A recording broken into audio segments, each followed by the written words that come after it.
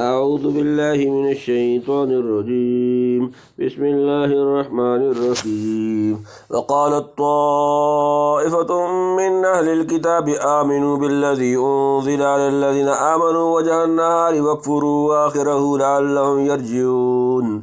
ولا تؤمنوا إلا لمن تبع دينكم قل إن الهدى هدى الله أن يؤتى أحد مثل ما أوتيتم أو يحاجوكم عند ربكم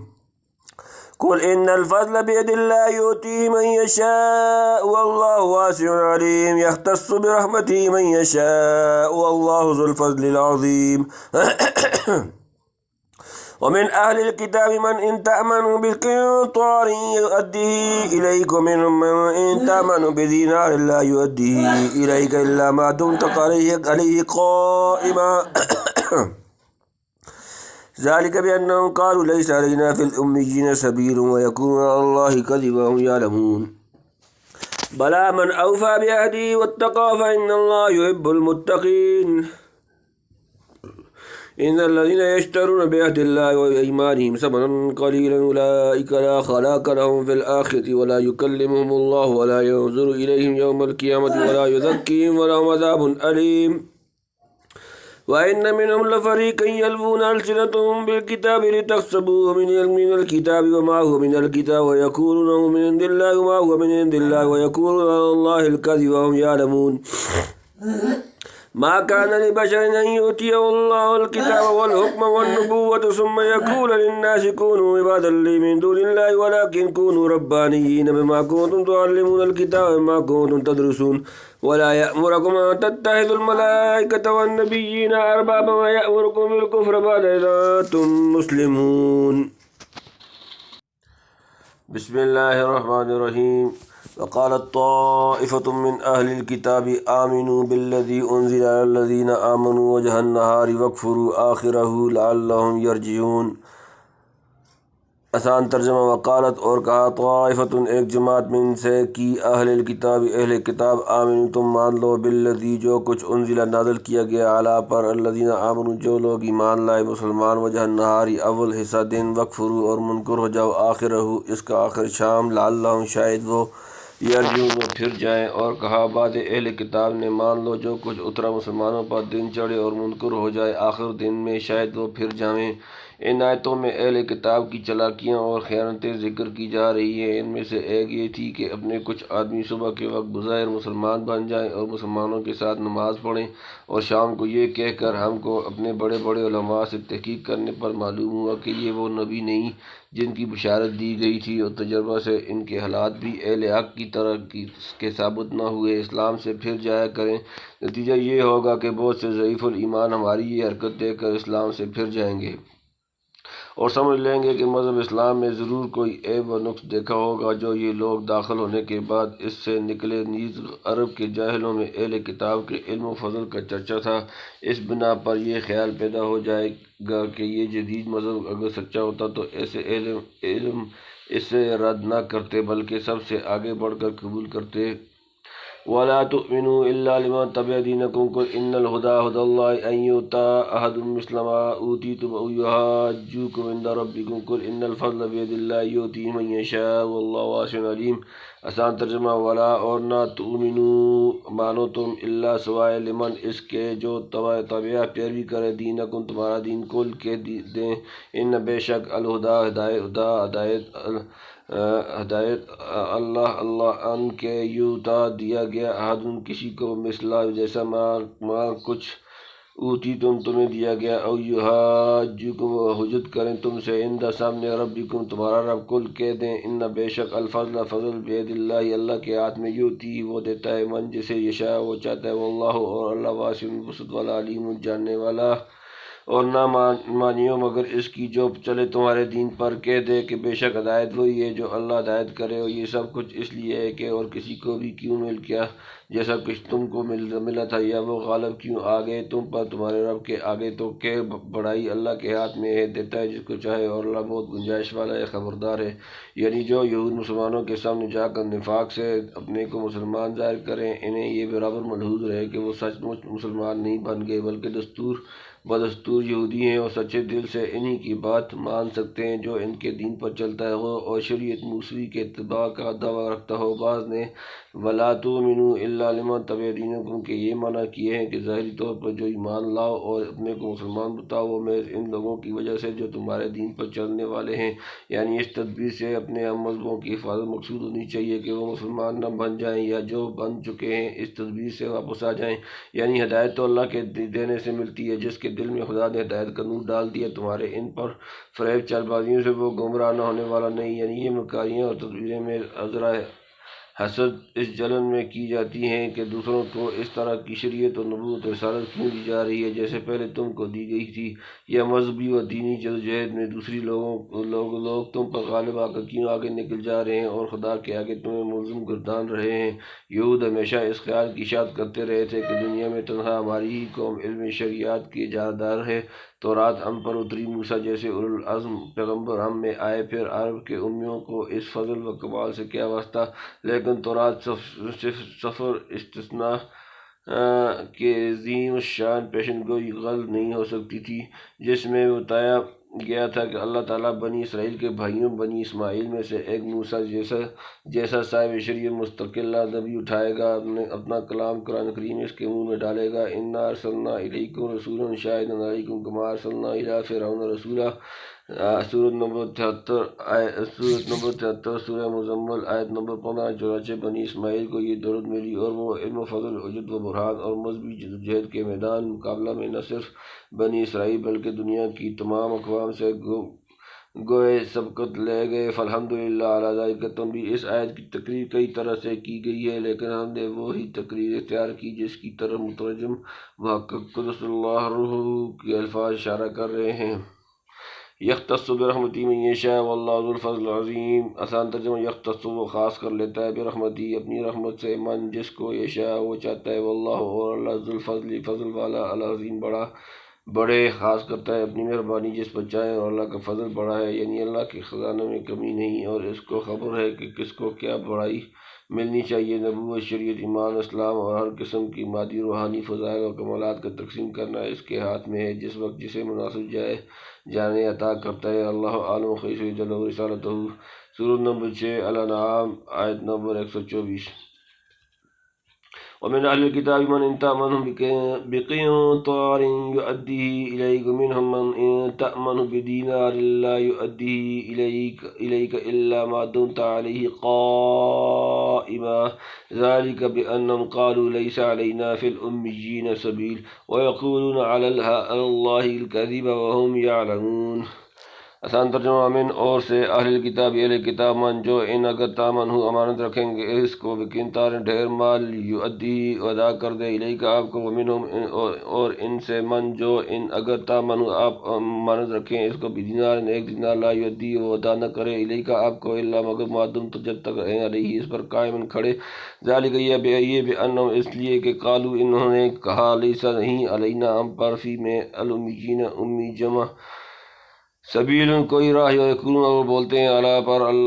الکذب جھوٹ، وہم اور وہ یعلمون جانتے ہیں۔ اور بعض اہل کتاب میں وہ ہیں کہ اگر تو ان کے پاس امانت رکھے ڈھیر مال کا تو ادا کر دیں تجھ کو، اور بعض ان میں وہ ہیں کہ اگر تو ان کے پاس امانت رکھے ایک اشرفی تو ادا نہ کریں تجھ کو مگر جب تک کہ تو رہے اس کے سر پر کھڑا، یہ اس واسطے کہ انہوں نے کہہ رکھا ہے کہ نہیں ہے ہم پر امی لوگوں کے حق لینے میں کچھ گناہ اور جھوٹ بولتے ہیں اللہ پر اور وہ جانتے ہیں۔ اہل کتاب کی دینی خیانت و نفاق کے سلسلے میں دنیاوی خیانت کا ذکر آ گیا، جس سے اس پر روشنی پڑتی ہے کہ جو لوگ 4 پیسے پر نیت خراب کر لیں اور امانت داری نہ برت سکیں، ان سے کیا توقع ہو سکتی ہے کہ دینی معاملات میں امین ثابت ہوں گے؟ چنانچہ ان میں بہت سے وہ ہیں جن کے پاس زیادہ تو کیا ایک اشرفی بھی امانت رکھی جائے تو تھوڑی دیر بعد مکر جائیں، اور جب تک کوئی تقاضا کر کے یہ ہر وقت ان کے سر پر کھڑا نہ رہے اور پیچھا کرنے والا نہ ہو، امانت ادا نہ کریں۔ بے شک ان میں سب کا حال ایسا نہیں، بعض ایسے بھی ہیں جن کے پاس اگر سونے کا ڈھیر رکھ دیا جائے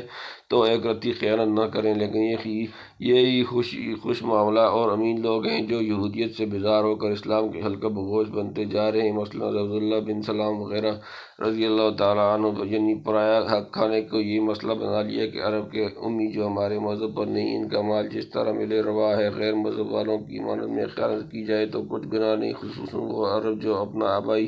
دین چھوڑ کر مسلمان بن گئے۔ خدا نے ان کا مال ہمارے لیے حلال کر دیا، یعنی جان بوجھ کر خدا کی طرف جھوٹی بات منسوخ کر رہے ہیں۔ امانت میں خیانت کرنے کی خدا نے ہرگز اجازت نہیں دی۔ آج بھی اسلامی فقہ کا مسئلہ یہی ہے کہ مسلم ہو یا کافر، کسی کی امانت میں خیانت جائز نہیں۔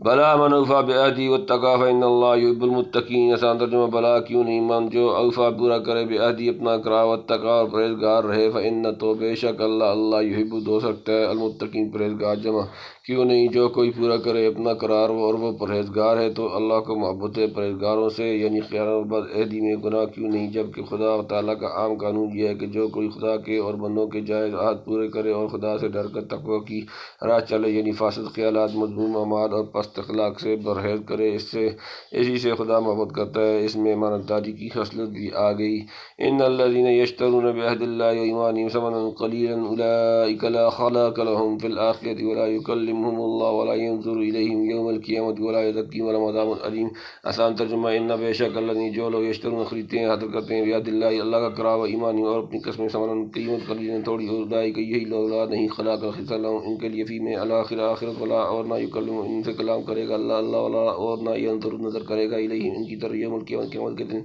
ولا یزکیہم اور نہ انہیں پاک کرے گا، ولہم اور ان کے لیے عذاب علیم دردناک۔ جو لوگ مول لیتے ہیں اللہ کے اقرار پر اور اپنی قسموں پر تھوڑا سا مول کا، ان کا کچھ حصہ نہیں آخرت میں، اور نہ بات کرے گا ان سے اللہ اور نہ نگاہ کرے گا ان کی طرف قیامت کے دن، اور نہ پاک کرے گا ان کو، اور ان کے واسطے عذاب ہے دردناک۔ یعنی جو لوگ دنیا کی متاع قلیل لے کر خدا کے عہد اور آپس کی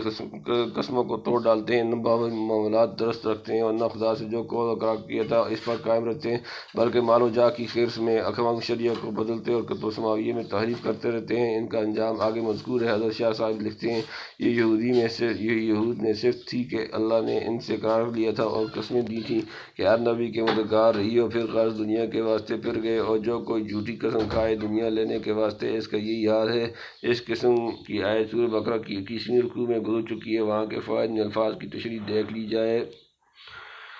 وَإِنَّ مِنْهُمْ لَفَرِيقًا يَلْوُونَ أَلْسِنَتَهُمْ بِالْكِتَابِ تَحْسَبُوهُ مِنَ الْكِتَابِ وَمَا هُوَ مِنَ الْكِتَابِ وَيَقُولُونَ مِنْ عِنْدِ اللَّهِ وَمَا هُوَ مِنْ عِنْدِ اللَّهِ وَيَقُولُونَ عَلَى اللَّهِ الْكَذِبَ وَهُمْ يَعْلَمُونَ۔ آسان ترجمہ: وَإِنَّ اور بے شک منہم ان سے، ان میں لفریقاً ایک فریق، یلوون مروڑتے ہیں، السنتہم اپنی زبانیں، بالکتابی کتاب میں، تحسبوہ تاکہ تم سمجھو، من سے الکتاب کتاب، وما حالانکہ نہیں ہوا وہ من سے الکتاب کتاب، ویقولون اور وہ کہتے ہیں ہوا وہ من سے عند طرف اللہ وما حالانکہ نہیں ہوا وہ من سے عند طرف اللہ ویقولون اور بولتے ہیں اعلیٰ پر اللہ کا دیوا جھوٹ، وہم اور وہ یعلمون وہ جانتے ہیں۔ آسان ترجمہ: اور بے شک ان میں ایک فریق ہے کہ زبان مروڑ کر پڑھتے ہیں کتاب تک تاکہ تم جانو کہ وہ کتب میں ہے اور وہ نہیں کتاب میں، اور کہتے ہیں وہ اللہ کا کہا ہے اور وہ نہیں ہے اللہ کا کہا، اور اللہ پر جھوٹ بولتے ہیں جان کر۔ یہ اہل کتاب کی تحریف کا حال بیان فرمایا، یعنی آسمانی کتاب میں کچھ چیزیں اپنی طرف سے بڑھا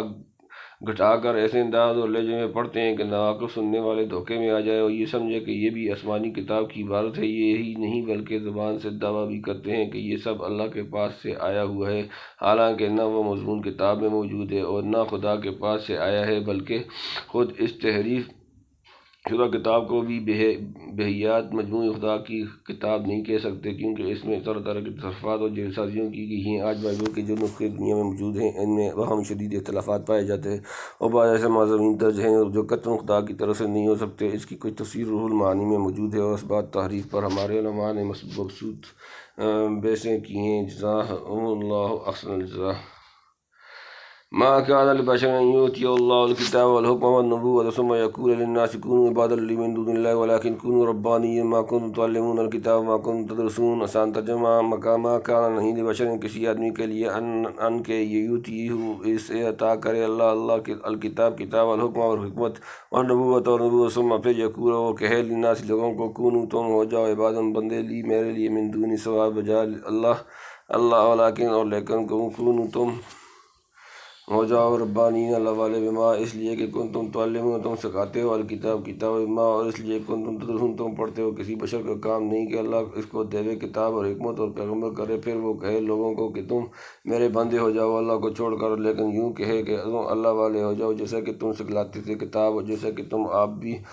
پڑھتے تھے۔ اسے وفد نجران کی موجودگی میں بعض یہود و نصارہ نے کہا تھا کہ اے محمد صلی اللہ علیہ وسلم کیا تم یہ چاہتے ہو کہ ہم تمہاری اس طرح پرستش کرنے لگیں جیسے نصارہ عیسیٰ ابن مریم کو پوچھتے ہیں؟ آپ صلی اللہ نے فرمایا معاذ اللہ کہ ہم غیر اللہ کی بندگی کریں یا دوسروں کی اس کی دعوت دیں۔ حق تعالیٰ نے ہم کو اس کام کے لیے نہیں بھیجا۔ اس پر یہ آیت نازل ہوئی، یعنی جس بشر کو حق تعالیٰ کتاب حکمت اور قوت فیصلہ دیتا اور پیغمبری کے منصب جلیل پر فائز کرتا ہے کہ وہ ٹھیک پیغام الہی بنا کر لوگوں کو اس کی بندگی اور وفاداری کی طرف متوجہ کرے۔ اس کا یہ کام کبھی نہیں ہو سکتا کہ ان کو خالص ایک خدا کی بندگی سے ہٹا کر خود اپنا یا کسی دوسری مخلوق کا بندہ بنانے لگے۔ اس کے تو یہ معنی ہوں گے کہ خداوند قدوس نے جس منصوب کا اہل جان کر بھیجا تھا فی الواقع وہ اس کا اہل نہ تھا۔ دنیا کی کوئی گورنمنٹ بھی اگر کسی شخص کو ایک ذمہ داری کی عہدے پر مامور کرتی ہے تو پہلے دو باتیں سوچ لیتی ہے۔ ایک، یہ شخص گورنمنٹ کی پالیسی کو سمجھنے اور اپنے فرائض کو انجام دینے کی لیاقت رکھتا ہے یا نہیں۔ نمبر دو، گورنمنٹ کے حکام کی تعمیل کرنے اور رعایا کو زیادہ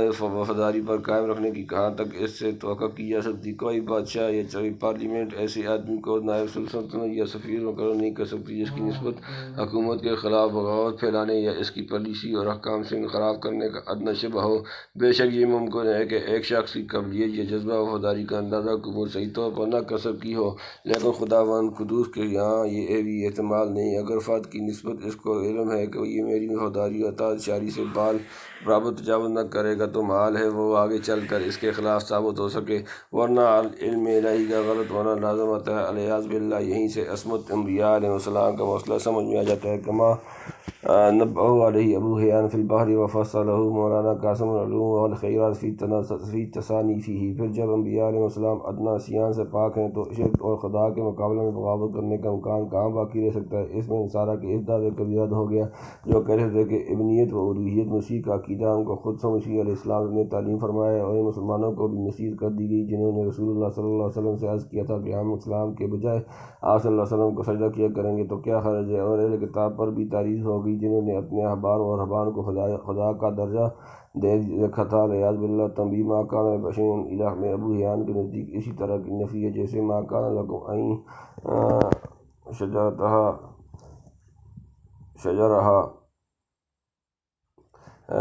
تنبتو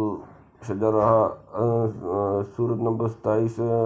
سورۃ النمل آیت نمبر 60 میں یا وما کان لنفس ان تموت الا باذن اللہ۔ سورۃ نمبر 3 آل عمران آیت نمبر 145 میں وہو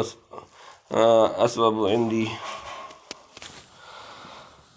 موضوع القرآن میں ہے جس کو اللہ نبی بنائے اور وہ لوگوں کو کفر و شرک سے نکال کر مسلمانی میں لائے، پھر کیوں کر ان کو کفر سکھلائے گا؟ ہاں تم کو اے اہل کتاب یہ کہتا ہے کہ تم میں جو آگے دینداری تھی کتاب کا پڑھنا اور سکھانا وہ نہیں رہی، اب میری صحبت میں پھر وہی کمال حاصل کرو اور عالم حکیم عارف مدبر متقی اور پکے خدا پرست بن جاؤ۔ اور یہ بات اب قرآن کریم پڑھنے پڑھانے اور سیکھنے سکھانے سے حاصل ہو سکتی ہے۔